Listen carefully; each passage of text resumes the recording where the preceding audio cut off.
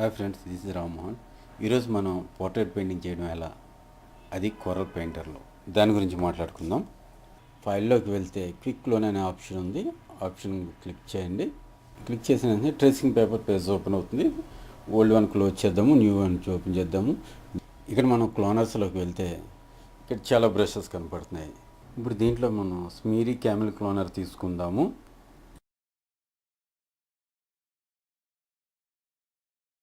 ఇక్కడ colour of చేద్దాము. Colour of చేసి ఏదైతే వైట్ క్యాన్వాస్ ఉందో దాని మీద పెయింట్ చేస్తున్నాం మనం. యాక్చువల్లీ 2 లేయర్స్ ఇవి. 2 లేయర్స్ అంటే గ్రౌండ్ లేయర్ వచ్చి ఒరిజినల్ ఫోటోగ్రాఫ్, అది మనకు కనపడదు. కంట్రోల్ T ప్రెస్ చేస్తే రెండు వాటికి స్విచ్ అవ్వచ్చు. సో చూడండి, ఇది పెయింటింగ్ మనం పెయింట్ చేస్తున్నది వైట్ క్యాన్వాస్ పైన. మనం కలర్ పిక్ చేయవలసిన పని లేదు. సేమ్ కింద ఫోటో కలర్ ఏదైతే ఉందో అదే కలర్ పైకి వస్తుంది. బ్రష్ స్ట్రోక్ ఎంత కావాలంటే అంత పెట్టుకుంటాము. ఏ బ్రష్ కావాలంటే ఆ బ్రష్ సెలెక్ట్ చేసుకుంటాము. ఇప్పుడు క్యాన్వాస్ మీద పెయింటింగ్ వస్తుంది చూడండి. ఓకే, ఇంకే మనం ఒరిజినల్ ఫోటోగ్రాఫ్ ఒకసారి వెనక్కి వెళ్ళి చూడాలనుకుంటే కంట్రోల్ T, మళ్ళీ కంట్రోల్ T ప్రెస్ చేస్తే వైట్ క్యాన్వాస్ పైకి వచ్చేస్తాము. ఇది ఉన్న ఫీచర్స్ ఎక్కడ మిస్ అవ్వకుండా ఒరిజినల్ ఫోటోగ్రాఫ్ ఎలా ఉందో సేమ్ అదే ప్లేస్లో పెయింటింగ్ అనేది మనం మార్చగలుగుతున్నాం. ఇక్కడ రీసాచ్యురేషన్ అనే ఒక ఆప్షన్ ఉంది. అది 100% ఫోటో మనకి క్లియర్గా ఉంటుంది, ఒరిజినల్ ఫోటోగ్రాఫ్ ఎలా ఉందో అలాగా. సో ఒకసారి మనం అది పెయింట్ చేసి స్ట్రోక్ వచ్చినా కూడా మరలా రిస్టరేషన్ ఆప్షన్లోకి వచ్చి 100 పెట్టి బ్రష్ పెట్టి పెయింట్ చేస్తే ఒరిజినల్ ఫోటోగ్రాఫ్ ఎలా ఉందో అలా వస్తుంది. అదే మనం 90% పెడితే బ్రష్ స్ట్రోక్ 10% వస్తుంది. 80లో పెడితే 20% వస్తుంది. అదే మనం 40లో పెడితే 60% స్ట్రోక్ కనపడుతుంది. సో స్ట్రోక్ ఎంత పెద్దది కావాలి ఏంటి అనేది డెసిషన్ అయితే మనమే తీసుకోవాలి. సో 60-70% అయితే సరిపోతుంది. బ్రష్ స్ట్రోక్ మనం క్లియర్గా చూస్తాము. సో ఎక్కడన్నా పోలికలు మిస్ అవుతున్నాయి అనిపించినప్పుడు రిజిస్ట్రేషన్లోకి వెళ్ళి 100లో పెట్టుకుని బ్రష్ ఒక్కసారి మూవ్ చేస్తే ఒరిజినల్ ఫోటోగ్రాఫ్ ఎలా ఉందో ఆ ఫోటోగ్రాఫ్ బయటకు వచ్చి కనపడుతుంది. సో మళ్ళీ వెనక్కి వెళ్ళి అది 70లో కానీ 60లో కానీ పెట్టుకుని మళ్ళీ పెయింట్ చేసుకుంటాం. ఇంకెక్కడ కూడా ఇది ఫోటో ఎరేజ్ అయిపోతుందని కానీ పోలికలు మిస్ అవుతున్నాయని కానీ భయం అక్కర్లేదు. సాధారణంగా పెయింటింగ్ చేయాలనుకుంటే పెయింటర్ అయి ఉండాలి అని అనుకుంటాము. కానీ ఇప్పుడు ఈ కోరల్ పెయింటర్లో ఇచ్చిన ఆప్షన్స్ వల్ల పెయింటింగ్ చేసేవాళ్ళు పెయింటర్స్ అయ్యి ఉండవలసిన అవసరం ఏమాత్రం లేదు. జస్ట్ దీంట్లో ఉన్న టూల్స్ ఉపయోగించి ఎలా చేయాలనే ఒక్క విషయం తెలిస్తే చాలు. చూడండి, ఇప్పుడు పెయింటింగ్ ఫీల్కి చాలా క్లియర్గా కనపడుతుంది. ఆల్మోస్ట్ ఫేస్ 80% కంప్లీట్ అయినట్టే. ఇంకా 4 హెడ్ మిగిలి ఉంది. ఈ 4 హెడ్ కూడా కంప్లీట్ చేసేద్దాము. అయితే పెయింటింగ్ చేసేటప్పుడు తీసుకోవాల్సిన జాగ్రత్తలు ఏంటంటే అది ఎటువైపు ఉన్నది. ఇప్పుడు ఫర్ ఎగ్జాంపుల్ హెయిర్ చేస్తుంటే హెయిర్ డైరెక్షన్ ఎటు ఉందో బ్రష్ డైరెక్షన్ కూడా సేమ్ స్టైల్లో తీసుకొస్తే అది న్యాచురల్గా ఉంటుంది. ఇప్పుడు ఐబ్రో చూడండి, ఐబ్రో చేస్తున్నాను, హెయిర్ కరువు తిరిగి ఉన్నది కాబట్టి మన బ్రష్ కూడా జాగ్రత్తగా అదే విధంగా కరువు తిప్పితే పెయింటింగ్ స్టైల్ న్యాచురల్గా ఉంటుంది. ఎక్కడ అది డైరెక్షన్ మిస్ అవ్వకుండా ఉంటుంది. సో సేమ్ డైరెక్షన్లో చేయడానికి ప్రయత్నించేయండి. Okay, right side hair complete అయిపోతుంది. రైట్, ఓకే, లెఫ్ట్ సైడ్ కూడా మనం చేసేస్తే కంప్లీట్ అయిపోతుంది.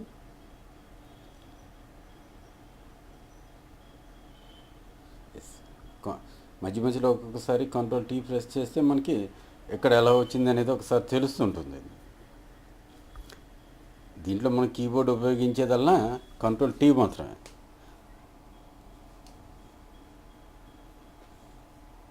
చూడండి, ఆల్మోస్ట్ పెయింటింగ్ వచ్చేసింది. ఇటు వచ్చి ఎక్సెస్ పార్ట్ బ్యాక్గ్రౌండ్ కనపడుతుంది.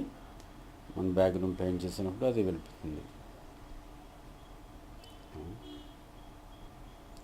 Okay, sure.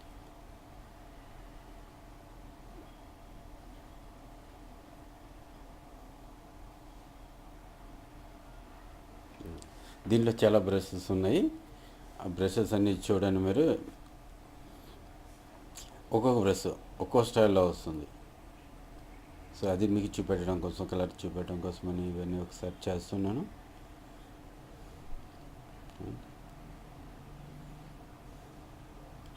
ఎందుకంటే ఈ బ్రష్ పెయింట్ ఒకవేళ ఫేస్ మీదకి వచ్చినా హెయిర్ మీదకి వచ్చినా మనం కంగారు పడాల్సిన అవసరం ఏం లేదు. మనం ఏదైతే రెస్టారేషన్ ఆప్షన్ చెప్తున్నామో, రెస్టారేషన్ ఆప్షన్ ఏదైతే ఉందో, అంటే పై మెనూలో ఫస్ట్ వన్ ఇది brush size, second one opacity, third one ఇది రెస్టారేషన్. థర్డ్ వన్లోకి వెళ్ళి మరలా అక్కడ 100లో పెట్టుకుని ఎక్కడైతే మిస్ అయింది అనుకున్నామో అక్కడ పెట్టి బ్రష్ ఒకసారి చేస్తే ఒరిజినల్ ఫోటోగ్రాఫ్ బయటకు వస్తుంది. ఎడ్జెస్ మనం ఎక్కడైతే బ్యాక్గ్రౌండ్ పెట్టి దాని పైకి వచ్చింది అనుకున్నామో అక్కడ రిమూవ్ చేసుకోవచ్చు, మళ్ళీ ఏరియా పెయింట్ చేసుకోవచ్చు. ఎక్కడ ఇది మిస్ అవుతుందనే భయం అయితే ఎక్కడ అక్కర్లేదు. సో ఎడ్జెస్ చూసుకోవడానికి ఎడ్జెస్ ఎలా వచ్చినాయి ఏంటని చూడడం కోసం అసలు కంట్రోల్ T ప్రెస్ చేస్తున్నాను. అందుకని మీకు పేజ్ 2 కలర్స్ కనపడుతుంటుంది మధ్య మధ్యలోని ఫ్లిప్ అవ్వడం వల్ల. ఆ మధ్యలో ఈ పేజ్ మిస్ అయ్యి ఆ పేజ్ డిస్ప్లే అవ్వటం వల్ల. ఓకే, చూడండి డిఫరెంట్ బ్రషెస్ ఉన్నాయి.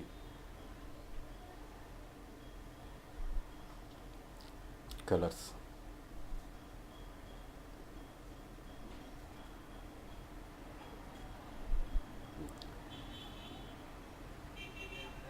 సో మనం పెయింట్ చేసినప్పుడు కూడా ఒరిజినల్ క్యాన్వాస్ మీద పెయింట్ చేసిన ఫీల్ కలుగుతుంది. ఎందుకంటే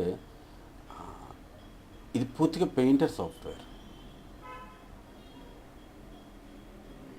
హెయిర్ ఎడ్జెస్ ఉన్నాయి, ఎడ్జెస్ చేత కానీ చేసుకుందాము. సో హైలైట్స్ ఇద్దాం, కొద్దిగా హైలైట్స్ కొంచెం అక్కడ డార్క్ షేడ్స్ ఇస్తే జస్ట్ ఆ కలర్లోకి వచ్చాము. ఒకటి కలర్ ఆన్ చేసాము, అక్కడ జస్ట్ కొంచెం చెక్స్ రెడ్ కలర్ ఇచ్చాము, కొంచెం బ్రైట్ కనపడుతుంది. ఏదైతే ఈ కలర్ ఉందో ఈ కలర్ రిఫ్లెక్షన్స్ అవి చూపెడితే ఇంకా సందంగా ఆడుతుంది. పెయింటింగ్ మెయిన్ లుక్ వచ్చి ఈ కలర్ రిఫ్లెక్షన్స్ చూపెట్టడం.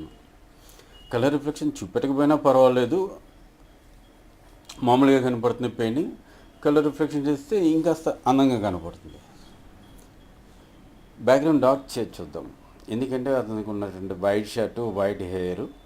సో డార్క్ బ్యాక్గ్రౌండ్ అయితే బ్రైట్గా కనపడుతుంది అని అనిపిస్తుంది. అందుకని ఒకసారి బ్యాక్గ్రౌండ్ డార్క్ చేసి చూద్దాం.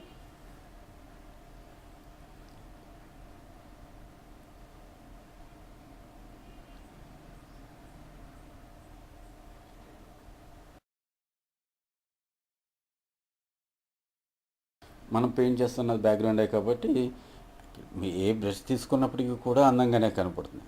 దాంట్లో కొంచెం కలర్స్ యాడ్ చేస్తే సరిపోతుంది.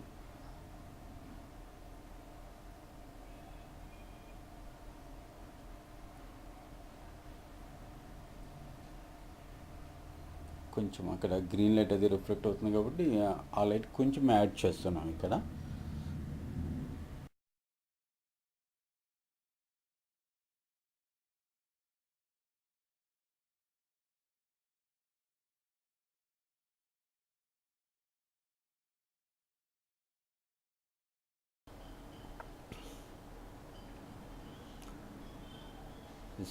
ఇక్కడ కొద్దిగా రిఫ్లెక్షన్స్ ఇద్దాము. పక్కనంతా బ్లూ కలర్ ఉన్నది కాబట్టి ఇక్కడ లైట్గా బ్లూ.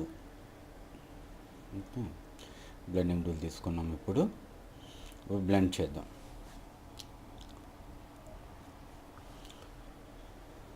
చూడండి ఎలా బ్లెండ్ అవుతుందో.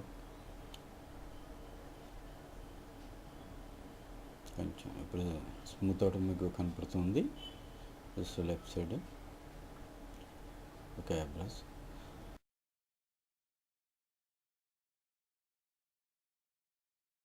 రైట్, చూడండి పెయింట్ స్మూత్ వస్తుంది.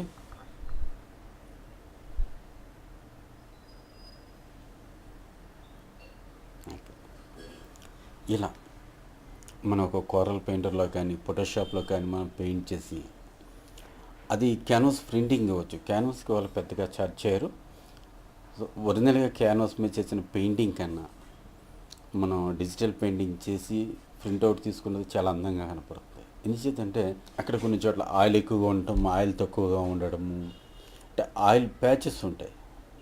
ఆ ప్రాబ్లం కానీ కలర్ థిక్ అని తినని కానీ ఏ ప్రాబ్లం ఉండదు. కాబట్టి డిజిటల్ పెయింటింగ్ ఏదైతే బ్రైట్గా చేసామో అవుట్పుట్ క్యాన్వాస్ మీదకి వచ్చేటప్పటికి అంత బ్రైట్నెస్ ఉంటుంది.